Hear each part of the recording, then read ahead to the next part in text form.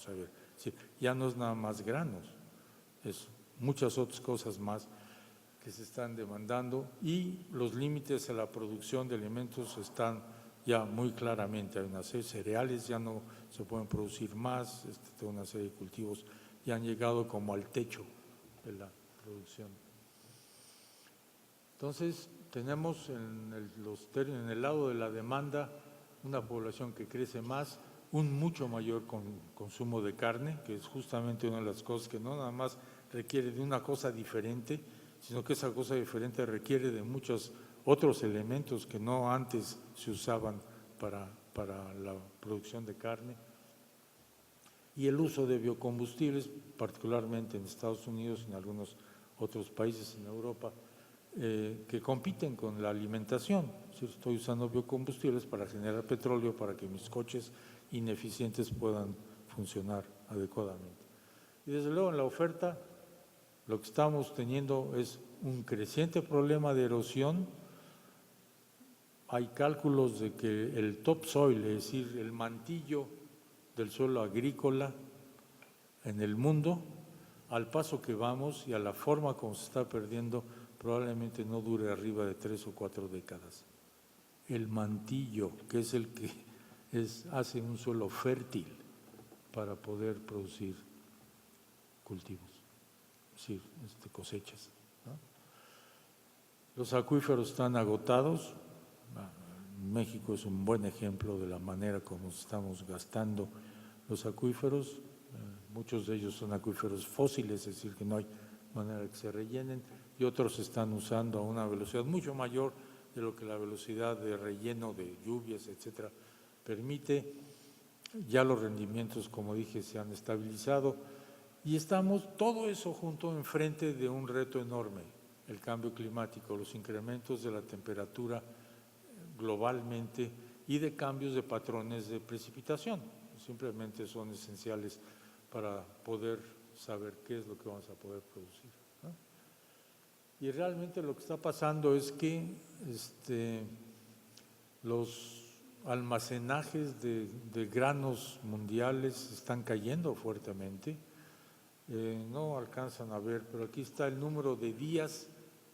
Si de repente ya no hubiera comida, el número de días que hay almacenados para poder comer, y los años acá abajo. Estamos realmente en que si es más de un par de meses, el asunto ya no va a haber una hambruna muy grande, ¿no? Y muchas de estas cosas vienen de la afluencia económica de la gente, cambios en las costumbres, en los patrones de alimentación enormes. Cada vez estamos consumiendo a escala global más carne, en países donde no se consumía tanta carne. Y se nos olvida, por ejemplo, y lo comentaba esto en una de las charlas ayer en el curso, que producir un filete de 350 gramos, que no es muy grande, ¿no? Si van a, yo no sé, los nombres de los restaurantes argentinos, no quiero usar ninguno, pero de los que realmente se respetan a sí mismos, los pedazos de res que sirven, pues no son por lo menos del doble de este tamaño, por lo menos, ¿no? Bueno, uno de 350 gramos requiere de más de 7 kilos de maíz, porque ya no estamos mandando el ganado a pastorear, a pastizales, sino está estabulado y los tenemos que alimentar. Y esa alimentación tiene que ser producida a base de granos, soya, maíz, algunas otras cosas, en competencia con la alimentación humana. Ayer les comentaba a los alumnos que estaban allá en el CUCPA, quién de ellos se sentaría en una mesa en un restaurante y pediría en su sano juicio más de 7 kilos de maíz, por favor, un plato de 7 kilos de maíz para comer. Bueno, eso es lo que pasa con un filete de ese tamaño, ¿no? O 650 litros de agua, tampoco, ¿no? Eso es el consumo para ese alimento. Siempre lo digo y lo repito porque no quiero dar una idea así un poco romántica de estas cosas. Yo no soy vegetariano, como carne, pero trato de darme cuenta de que no puedo estar comiendo carne todo el tiempo, ¿no? Además de razones de salud, ya a estas alturas el colesterol empieza a ser un termómetro que uno ve con mucha frecuencia y ya hay otros problemas. Es por una cuestión de impacto ambiental severísimo, ¿no?, que estamos teniendo de manera muy fuerte, y ahorita lo verán. El consumo de carne en China y en los Estados Unidos, la línea que se va para arriba no es los Estados Unidos, es China. Los Estados Unidos, de hecho, ya están empezando a llegar a una plataforma y empezar a bajar, mucho por lo que han oído de los daños a la salud, no por las cuestiones ecológicas, pero simplemente porque el colesterol y la forma y toda esta manía gigantesca de los Estados Unidos de estar en forma, ¿no?, y etcétera, de la figura, lo que sea, ha marcado una reducción en el consumo de carne. Pero no en China. En China cada vez más gente, porque cada vez tiene más afluencia y tiene más acceso a una serie de cosas que antes no habían tenido, está creciendo enormemente. Y producir la carne para China significa la transformación de enormes áreas de pampas en Argentina, por ejemplo, a producir soya, que es uno de los alimentos, y a la producción y al uso del maíz, por ejemplo, como granos para producir alimentos y a unos otros granos.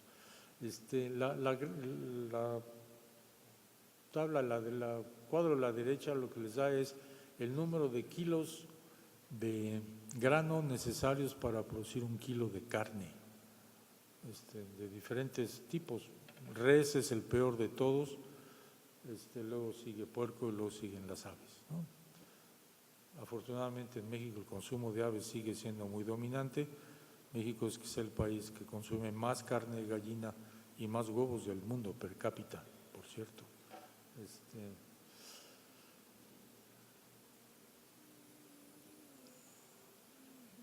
Esto ya lo he dicho varias veces, ayer Arturo lo comentaba en la comida que tuvimos.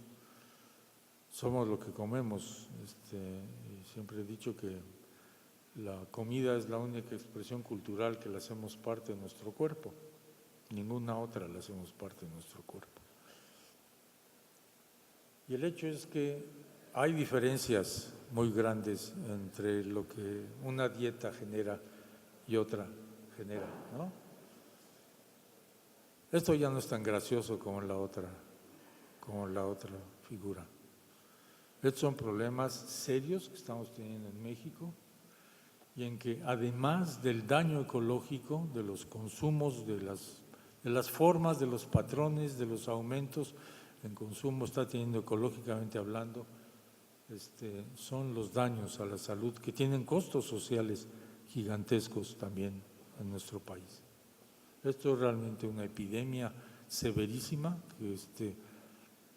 que bueno, tendremos que aprender a atender adecuadamente, porque no es nada más lo que se come, es también el ejercicio, es una serie de cosas, pero que sí tiene mucho que ver con los patrones de dieta que básicamente no son nuestros. Es decir, esta cuestión de la cultura del uso de los recursos que va con la cultura de la transformación de esos recursos como alimentos y que le da personalidad a una cultura, se ha perdido, se ha trastocado, se ha voy a usar una palabra muy fuerte, pues se ha prostituido, se ha modificado de manera tal que ya no va con las formas de vida de las gentes, ¿no? Y si quieren algo más de dudas sobre lo que está pasando con las dietas, con los patrones de dietas, lean lo que está ahí, ¿no? Es un estudio de Nature Climate Change, una revista, es una de las partes especializadas de Nature, que lo que está diciendo es que si seguimos con los patrones dietarios, que es qué tipo de comida comemos y cuánta comemos, nada más eso, nada más producir la comida para la cantidad de gente que vamos a hacer en el 2050 va a significar que hay que decarbonizar la industria del petróleo y la industria de la energía. Eso es insostenible.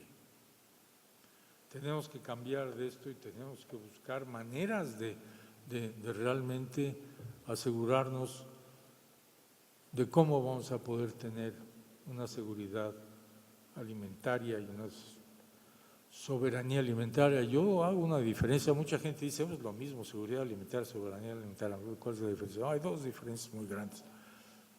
Ahí están las descripciones, la primera de seguridad es la de FAO, que suena muy bien, pero la segunda, que es la de la vía campesina, me suena mucho mejor, porque esa soberanía supone la producción de mi alimento, culturalmente apropiado, ecológicamente sustentable y con el derecho de escoger cómo voy a producir esos alimentos. Y esto está en el fondo de la soberanía de la alimentación, de la no dependencia de las grandes transnacionales que dominan el mercado de los granos en el mundo. 6 compañías de productoras de grano dominan 70% de la producción de granos de alimentos para todo el mundo. Esta cuestión que debería ser propia de nuestro país, con la capacidad de definir cómo y de qué manera voy a producir los insumos para asegurar la producción de alimentos de México, se está pasando a la industria comercial, a la industria privada. ¿Cómo vamos a alimentar a la población mundial y la de México en las siguientes décadas? Pocas décadas, no muchas décadas, 4 o 5 décadas, va a definir qué tanta biodiversidad vamos a poder conservar en el planeta, ¿no? La agricultura es el factor número 1 de pérdida de la biodiversidad en el mundo, no porque sea mala la agricultura, a fuerza tenemos que comer, y a fuerza para producir los alimentos que tenemos que comer se ha tenido que modificar a la vegetación y al planeta. Desde luego esto es lo que pasa cuando cambiamos las selvas y esto es lo que ha pasado a lo largo del tiempo en el planeta, de las extensiones de bosques, voy a llamar intocados, originales, hace unos 8,000 años, cuando la población humana debería haber sido unas cuantas decenas de miles en el planeta, y eso es lo que tenemos ahora. Eso es lo que tenemos ahora. Estamos viendo un mapa de todo el mundo, ni siquiera pinta mucho en México, déjenme que pinte en México. Esta es la extensión de selvas que teníamos, el verde clarito, verde seco, eran las extensiones de selvas, de todos los tipos de selvas, selvas húmedas, selvas bajas, selvas medianas, etcétera, del país, y estos colores oscuros que apenas los pueden encontrar, es lo que nos queda de selvas en México. Es ya una pérdida enorme. Veracruz no tiene más del 3% de lo que tenía de selvas originalmente, y una extensión enorme. Prácticamente todo el estado de Veracruz tenía selvas, desde selvas secas hasta selvas muy húmedas, ya no tiene más que el 3%. Y si uno dijera, bueno, lo que pasa es que los veracruzanos están a todo dar, pues es el estado que tiene a la población en mejor bienestar, con los más altos niveles de ingresos, creo que no tengo que explicarles cuál es la situación ahí, ¿no? Y lo que tenemos está enormemente fragmentado. Lo que queda de esas selvas son cachitos, es como confeti, básicamente, porque en esta gráfica que da el tamaño de las selvas, básicamente, ¿no?, la extensión, y esto la frecuencia con la que se presentan en el territorio mexicano, pueden ver que las muy grandes que están de este lado son 2 o 3 nada más: Chimalapas, Siancán, Calakmul, a lo mejor alguna otra más, la Lacandona con cada vez menos, y se acabó. Esas son las selvas grandes de México. Todo lo demás, confeti, ¿no? Es decir, pequeños pedaditos de 20 hectáreas, 5 hectáreas, 30 hectáreas, etc. Y lo que pasa, pues ya sabemos que cuando esas selvas y los bosques desaparecen, la situación para los bosques es la misma que para las selvas. Pero lo que tenemos es que cada huracán que llega deposita todo el agua que tiene arriba en las montañas y esta baja, echa la raya, no hay manera de conservarla, hay que se vaya a los acuíferos y a los manantiales y se lleva todo lo que encuentra enfrente, entre ellos poblaciones y gente y demás, ¿no? ¿Cuántos ejemplos de esto hemos tenido recientemente en el país? Pues son muchos. Este es Motocintla después de un huracán. All right. Eso es lo que pasa con la producción, con el cambio del suelo por la agricultura. Pero la otra respuesta es, bueno, ya está bien, no abramos más selvas, caray. Lo que tenemos que hacer es tener rendimientos más altos. Vamos a usar la tecnificación alta para producir esto, como la Revolución Verde y cosas de este tipo que tuvieron. La Revolución Verde es famosa y adecuadamente famosa porque realmente arregló o resolvió el problema de hambre en muchas partes del sureste de Asia, en Pakistán, en India, en otros lados, ¿no? Muy bien. Lo que nadie dice es las consecuencias que eso ha tenido ahora, y las veremos ahora, ¿no? Esto que ven aquí es la superficie de mar muerto, mar desértico, desierto marino, como le quieran llamar, del Golfo de México, resultado del drenaje de todo el área agrícola del Mississippi, de la cuenca del Mississippi. La cuenca del Mississippi es una cuenca gigantesca, es creo que la más grande de Estados Unidos, ciertamente la más productiva desde el punto de vista agrícola, y ya hay toda una adición de fertilizantes en cantidades realmente altísimas. ¿Por qué? Pues porque el fertilizante en Estados Unidos está subsidiado de la misma manera que el petróleo está subsidiado en los Estados Unidos. Los fertilizantes son un producto del petróleo, ¿no?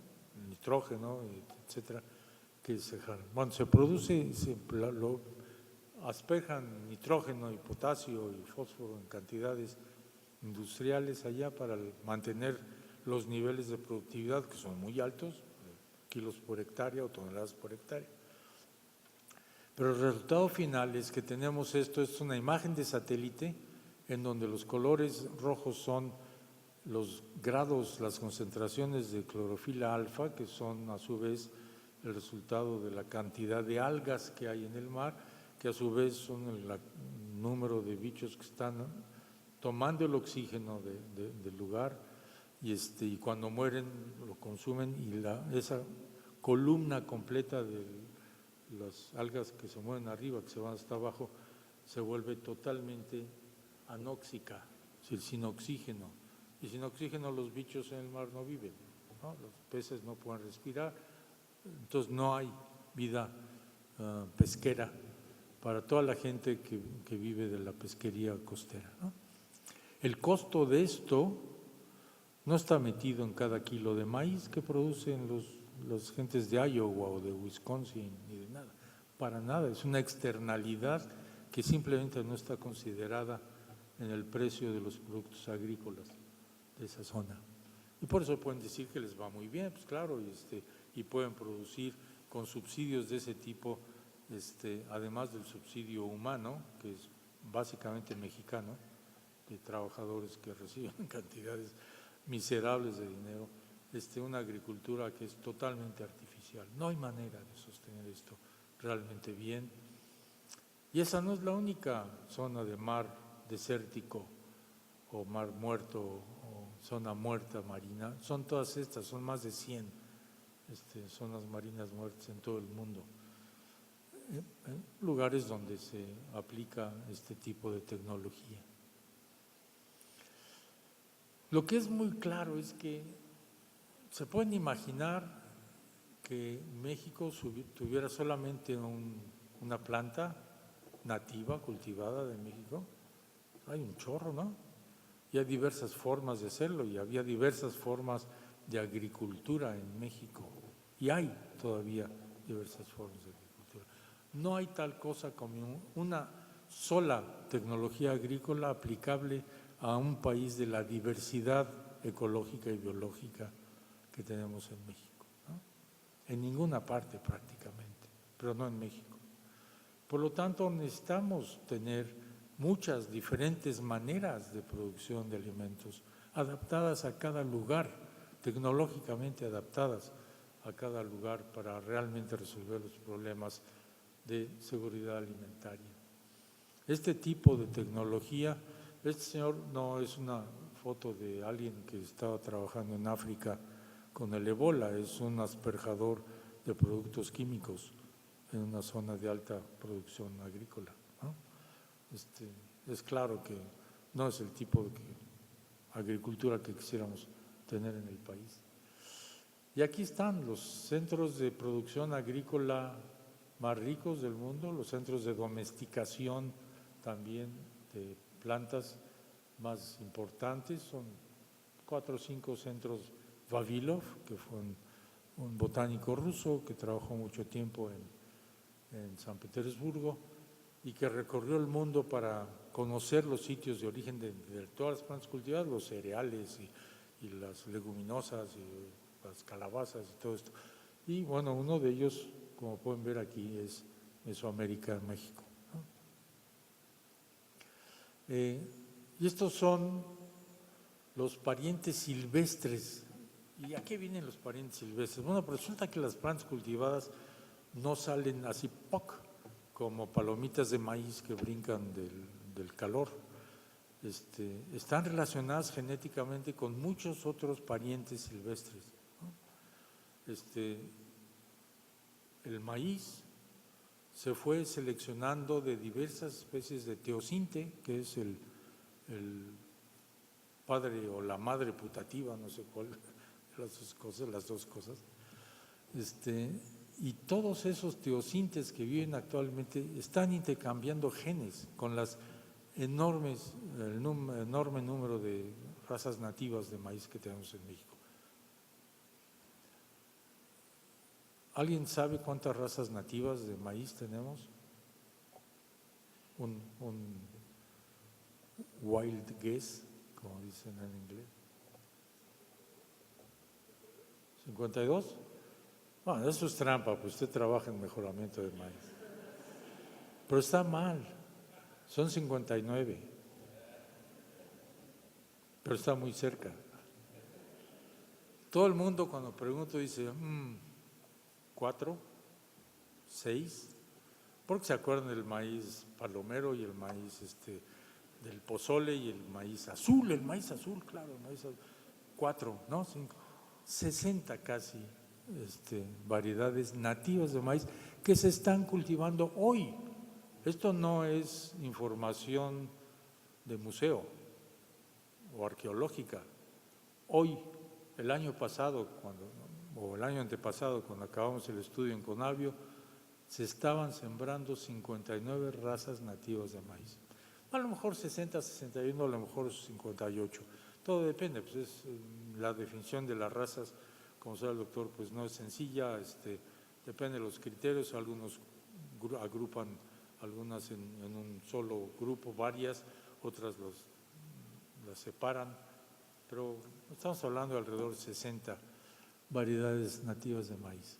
No, todas esas se generaron, se derivaron de los teosintles y probablemente de alguna otra gramínea más que estuvo metida en esto.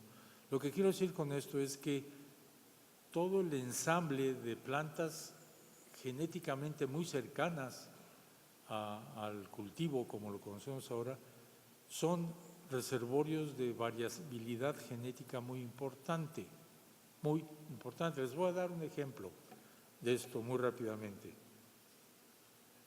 No tiene que ver con esto ahorita, pero ¿se acuerdan ustedes que en el siglo XIX hubo una hambruna brutal en el norte de Europa y en Irlanda? Porque la papa tuvo un hongo, Fusarium, que atacó el tizón tardío de la papa y acabó con las plantaciones de papa en toda esa región. Murieron 1 millón y pico de irlandeses y otro tanto emigraron a los Estados Unidos y a otras partes. no encontraban manera de generar un nuevo tipo de papa que fuera resistente al Fusarium, hasta que alguien trabajando en Metepec, Estado de México, y no tiene nada que ver con ninguna referencia gubernamental, esto fue hace muchos años, encontró una especie de papa, ¿no? Creo que era Solanum granulosum, una de estos en Metepec, que tenía la resistencia al Fusarium. Se tomaron los genes de ahí, se metieron a las papas europeas y ¡pac! Problema resuelto. ¿Qué valor tiene eso? ¿Cómo le pongo valor monetario a la existencia de un pariente silvestre ni siquiera utilizado para nada como alimento, que es capaz de rescatarme una crisis alimentaria de este pelo? Es realmente importante ese conocimiento del ensamble de las plantas cercanas, los cultivares, muy conocido básicamente por toda la gente que hace mejoramiento genético en serio en este país y en todo el mundo.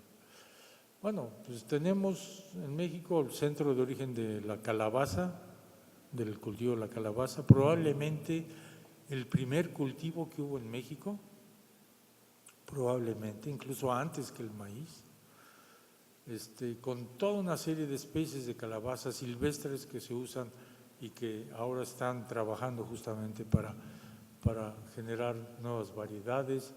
Lo mismo con los frijoles, ¿no? La diversidad de frijoles en México es brutal, en la Sierra Madre Occidental, casi cada cañón, casi cada barranca tiene una especie diferente de frijol que se ha generado y se ha aislado de las otras barrancas. Es una diversidad brutal la que tenemos en estas cosas. Eso es ahí está la diversidad genética de la que yo estaba hablando, está representada ahí como el cofre de la riqueza más grande que podemos tener, como van a ver ahorita, para responder a los retos que tenemos de producción alimentaria, ¿no? Necesitamos generar tecnologías propias de cada lado, conocer realmente, entender y ayudar a desarrollar las tecnologías agrícolas tradicionales con la gente que la hace. No necesariamente las tecnologías tradicionales, porque son tradicionales, son buenas, hay que trabajar con eso porque hay mucho margen de mejoría en algunos, en otros no, a lo mejor lo están haciendo tan bien como se podía hacer. Y trabajar realmente con los campesinos, en serio, ese grupo que ha sido totalmente ignorado en los planes de desarrollo del país. Este es un reporte que acaba de sacar la FAO sobre agricultura familiar, que resulta que es la forma de producción por mucho más importante de alimentos en el mundo. No son los grandes campos de Wisconsin ni de Iowa, es esta agricultura la que produce la mayor cantidad de alimentos para el planeta, no para Estados Unidos, para el planeta. Y esta agricultura es una agricultura que utiliza media hectárea, 1 hectárea, 2 hectáreas para producción. No estoy diciendo que hagamos minifundios, lo que estoy diciendo es que el conocimiento y la capacidad de este nivel es extremadamente importante. Y la tratamos, no solamente la ignoramos, sino que, ¿cómo? ¿Minifundio? No, pero eso ya es cosas del pasado, eso hay que ir a los grandes extensiones, no importa si puedo hacerlas o no puedo hacerlas, ¿no? Y no estoy por esto descartando la importancia de las zonas en donde se puede aplicar la tecnología avanzada, agrícola, intensa, aunque la tendremos que hacer con mucha más inteligencia de lo que lo estamos haciendo. Eso está bien para unas zonas, para el Valle del Yaqui, no está bien para la Mixteca, ni para zonas de Oaxaca, ni para muchas otras zonas de este país, ¿no? Es, como pueden ver, realmente una forma de producción muy importante necesitamos tener mucha más investigación pública en agricultura. La investigación pública en agricultura se abandonó casi totalmente, la inversión pública, hace unos 35, 40 años, cuando justamente surgió la Revolución Verde y los dos honorables cuerpos internacionales que saben de todo en el mundo, como el Fondo Monetario Internacional y el Banco Mundial, decidieron que ya no era necesario que las naciones pusieran recursos públicos a la investigación agrícola. El problema ya estaba resuelto, ya sabemos cómo generar todos los alimentos que necesitamos para el mundo. Y esto no era nada más una opinión de alguien, era una política de la que dependía el que pudiera un país tener o no un préstamo. Si el país estaba invirtiendo en agricultura o recursos públicos en investigación agrícola, no le daban para hacer carreteras o para tender líneas de electricidad o para tipos de obras de infraestructura, por ejemplo. Es de ese tamaño el problema que tuvimos que enfrentar. Y esto pasó en muchos países, no nada más en México. Muchos países en vías de desarrollo, como el nuestro, tuvieron que adoptar estas, o tuvieron o quisieron, o no les quedó de otra, o no tuvieron forma, no sé, lo que haya sido. El asunto es que realmente la investigación agrícola en México se redujo enormemente, está en condiciones que me dan lástima, en realidad, y que debiera ser muy diferente, ¿no? Y lo que pasó es que todo el conocimiento de producción de alimentos, la investigación, se volvió privada. Este es uno de los ejemplos más severos que tenemos de privatización de la investigación científica en el mundo, con consecuencias brutales. No es que no sepamos cómo producir Viagra, digo, a mí no me importa eso. Lo que sí me importa mucho es que no tengamos la capacidad de saber cómo diablos alimentar a la población mexicana, ¿no? Son dos cosas realmente muy diferentes. Y ahí están algunos de los gastos públicos. No sé si alcanzan a ver, yo veo muy borroso desde aquí, pero los países que realmente mantuvieron eso, pues desde luego eran todos los países desarrollados, Europa, Estados Unidos, Japón, pero algunos países comparables a los nuestros, la India y Brasil, mantuvieron inversiones realmente importantes en investigación agrícola, lo que les ha permitido ahora tener una situación de relativa independencia y de soberanía en la producción de sus alimentos para sus sociedades. Esto no pasó acá. Las plantas cultivadas tienen miles de años de selección bajo domesticación, una selección que fue hecha, como dije, mucho, en gran medida por las mujeres, por lo menos en los inicios del proceso. Varios miles de años, trigo probablemente 10,000 años, maíz alrededor de 6,000, 7,000, etcétera, que ha sido un tiempo de acumulación de diversidad genética a lo largo de todo este tiempo, ¿no? Pero la diversificación genética de los parientes silvestres tiene muchísimo más tiempo, tiene el tiempo evolutivo de la presencia de esas especies en el planeta, millones de años. Es un reservorio incalculablemente valioso de respuestas para el cambio climático y que está ahí, lo tenemos. Uno fue producido por todos los grupos étnicos de México, el otro está generado por la naturaleza, ¿no? Ese proyecto, este documento de la FAO tiene una serie de elementos que me parecen muy bien, esenciales para innovación agrícola y retos de la alimentación para el futuro. Todas se las pueden ver aquí, no se las voy a leer, todas hacen sentido, pero ninguna en un documento escrito por la FAO hace referencia a la diversidad genética de los cultivos o de sus parientes silvestres. como si estas plantas ya vinieran empaquetadas en la lata y uno abre la lata, la saca y ¡puc!, ya están afuera, ¿no? Eso me parece una cosa verdaderamente seria por parte de FAO. Y esta es la diversidad que tenemos en uno de los cultivos básicos de México y del mundo. Maíz es el grano más cultivado de todo el mundo en este momento, en tonelaje y probablemente en extensión también. Estas son algunas de las 59 razas de maíz, desde pequeños maíces para ciertas zonas áridas hasta los grandes maíces nativos. Eso no es un híbrido, es un maíz nativo de México presente ahora. Y muchos de esos maíces han sido la base para mucho del mejoramiento genético de maíz en todo el mundo. El hecho es que no tenemos ninguna tecnología ahorita capaz de repetir esos miles de años de selección de los cultivos y menos los millones de años de evolución de los parientes silvestres. No hay una tecnología para eso, pero ahí están los productos de ese proceso y son los que creo que deberíamos realmente utilizar adecuadamente. Los bancos de germoplasma, algunos dicen, no, pues sí, pero hay bancos de germoplasma, hay un montón de cosas. Pero lo que está en los bancos de germoplasma es un cuadrito de una película, es un cuadrito del proceso de selección bajo domesticación, uno solo, tomado en un momento, a lo mejor tomado en otro momento, pero el proceso no está ahí, el proceso está en la gente y en el campo.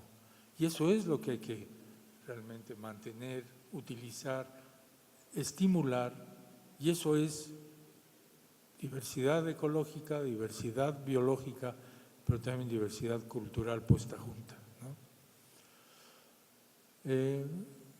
Hay que valorar ese proceso de evolución bajo domesticación. Realmente ese proceso nos ha dado un servicio evolutivo. Estamos hablando de servicios ecosistémicos, aquí estamos hablando de un servicio evolutivo importantísimo para el país, que no lo sabemos valorar. Ya les comenté lo del maíz, lo de la papa y la filoxera es otro ejemplo de lo que les decía yo de la importancia de esta diversidad genética, ¿no? ¿Qué estamos haciendo ahora?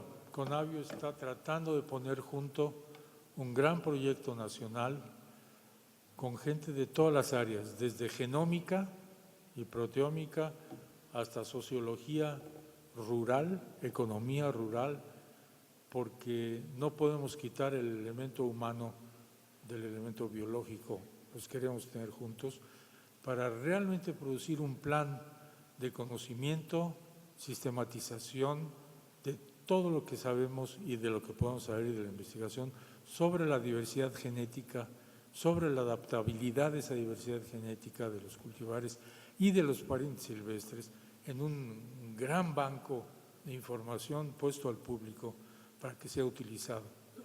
Es una información generada por nuestra población, generada mucho también por los recursos públicos en todos los tiempos en que la investigación agrícola en México fue muy importante y la extensión agrícola fue muy importante y la producción de semillas para los campesinos fue muy importante y que no existe ahora. De tal manera que realmente rompamos ese monopolio industrial de la generación de la producción de semillas para la producción de alimentos, ¿no? Y claro, lo que queremos es que tenga una visión de muy largo plazo, que se tome como una política de Estado de seguridad alimentaria basada en el conocimiento de la gente y en el conocimiento que tenemos científico sobre estos elementos que realmente son únicos. Yo digo que no hay muchos países en el mundo que tengan la diversidad biológica, ecológica, la diversidad cultural, el conocimiento de esas culturas sobre la diversidad biológica, pero además el conocimiento científico que tenemos sobre esas dos cosas. Hay muy pocos lugares en el mundo, si es que hay alguno.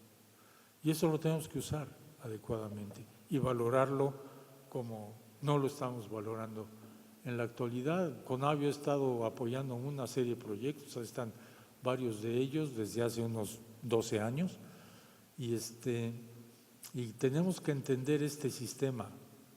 Es un ecosistema generado por la gente, la milpa, hay muchos tipos de milpa y de aquí han salido todas las plantas cultivadas que comemos, que eran malezas.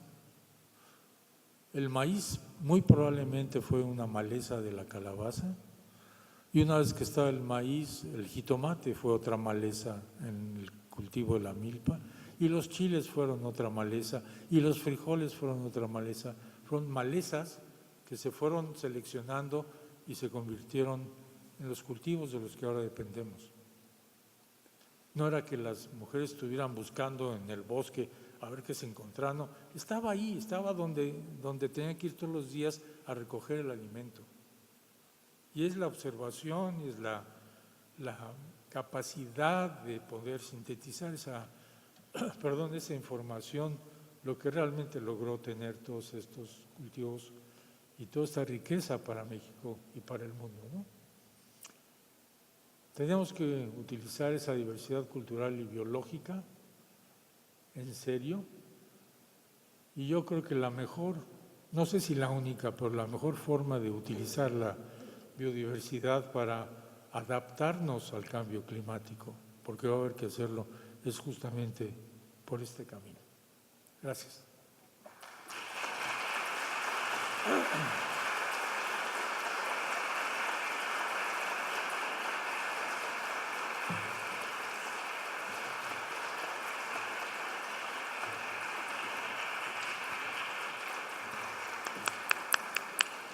Muchas gracias al doctor Bea Zárate por su presentación y muchas gracias también al doctor Sarucán por esta magnífica lección magistral que nos ha enseñado a valorar nuestra diversidad, nuestra riqueza. Ha sembrado usted el día de hoy, doctor, una semilla de conciencia ecológica en nosotros que espero que crezca y se convierta en un árbol frondoso. No volveremos a ver el plato que comemos de la misma forma después del día de hoy. Muchas gracias a todos. Gracias, doctor. Hasta luego.